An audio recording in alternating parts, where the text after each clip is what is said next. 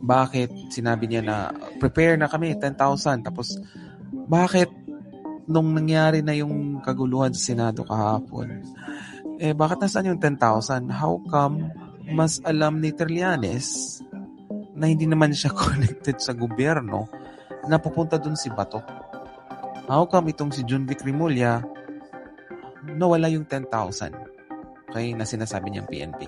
Kasi kung may 10,000 mga kaloys, di ba, kaya nilang palibutan yung yung Senado. Right? Wala na sanang gulo, wala na sanang si Soto pa rin sana. Di ba? Bakit pinalagpas ito? Tapos di ba nung nakita doon si Bato, kung wala pang CCTV ay hindi natin malalaman talaga kung sino ang sasabi ng totoo. Itong si Bato, di ba, na nakipag-wrestling or so kung bakit wrestling, tapos later on nalaman ng katotohanan na nagtatakbo pala siya, di ba? So siguro nasugatan siya dun sa yung nadapa siya sa stairs kasi imagine mga kaloys, hanggang 6th floor pala tinakbo. So di ba, sa bigat ni Bato, right? So anyway, in history, alam na hindi naman siguro bobo ang mga Pilipino, di ba? Yung mga generation, yung mga susunod generation makikita yung video. So ayun na nga, si Bato ay nagtatakbo siya. So nakakahiya mga kaloys kasi kung ikumpara mo siya kay Leland Lim at kay Trillanes, sumurrender, di ba? Nagpamagshot, kulong, pero kakaiba. Okay, itong si Bato. So sabi ko nga sa inyo, yung mga nambubudol kasi na yung mga matatapang, sila yung maiingay kasi gusto nilang mambudol na malakas sila. Just like Sara, di ba, na nambugbog ng sheriff para magkaroon ng ng implication or parang mabudol yung taong bayan. To si Sara talagang matapang to kasi nambubugbog. Pero sa likod ng camera po, tinatago po nila ang kanilang weakness. Now, nakita niyo si Bato, di ba, na parang siga-siga pero iyakin, takbo-takbo. At isa rin ang mga kaloys na dapat malungkot ang mga DDS kasi parang inilaglag si Digong. Diba? Bakit ayaw samahan ni Bato de la Rosa kung talagang inosente itong si Digong doon sa Dahig, diba? At least dalawa sila magsabi na hindi yan totoo, ganun. How come, diba, na inilaglag nila si Digong, ayaw samahan? Right? Ito naman si Robin, diba? Parang yun nga, ayaw niyang pasamahan si Digong sa Dahig. Right?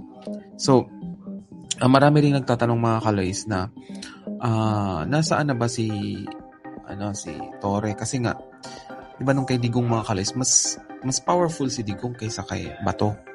Right? Kahit wala na si Digong sa position, pero yung influence niya, ang daming takot pa rin sa kanya ng mga politician. So, bakit itong nag-in charge dito kay Bato ay NBI?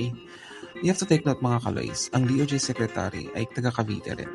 So, do you think walang impluensya ang Rimulya para maging acting yung taga Cavite?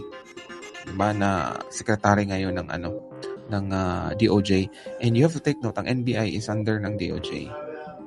So how come sa time ni Digong ang talaga ay DILG at ang under ng DILG ay ang PNP kung saan nandun si Torre? So bakit iba yung story ngayon? Diba? So ano sa tingin yung mga kaloys? Nagdududa kasi makikita mo rin sa social media nasaan na ba si Torre? Okay, so lumabas ulit yung yung mga sinasabi nung time na sinibak itong si Torre na pinaka maiksi na term, okay, bilang PNP chief. Ang dami nalungkot, pero yun nga, na-justify talaga ni Torre yung kanyang decision before na itong current PNP chief na si Nartates, di ba? Ang dami nagka-question, Nartates, patunayan mo muna, magmagaling ka kay Torre. Wala, di ba? Nagtatago ba? Bumingo tayo mga kaloys dito sa analysis about kay Nartates kasi nga the reason kung bakit tinanggal itong si Torre kasi nga gusto niyang ilipat si Nartates sa Mindanao kasi wala siyang tiwala. Yun ang point ni Torre. Pero dahil malapit ang loob ng mga Rimulya dito kay Mrs. President Liza Marcos or kay Bongbong Marcos, hindi natin alam kung anong nangyari sa likod ng camera. Mas pinaboran ni BBM itong si Junvic kay naligwak itong si Torre. Now, dahil ito sa pag-aresto kay Bato, napatunayan ni Torre na tama nga siya, na inutil or hindi mapagkatiwalaan itong si Nartates. At ang daming nagsasabi ngayon, bakit hindi ibalik si Torre? or gawing DILG, tanggalin yan si Junvic. Di ba? Ang daming katanungan mga kalays, may sabuatan ba itong Rimulya at Duterte camp? Kasi parang namamangka sila sa dalawang ilog na, uy, baka may mangyari kay BBM at maging presidente ito, lagot tayo dyan. Noon pa mga kalays, kahit nung 2022 pa, nagdududa na talaga ako sa mga Rimulya. Kasi nga, sa ating analysis, may link nga sila sa Pogo. Paano nagkaroon ng link sa Pogo? Kasi nga, binenta nila yung kanilang property at naging Pogo hub sa Cavite. So, how come wala silang ties with Duterte?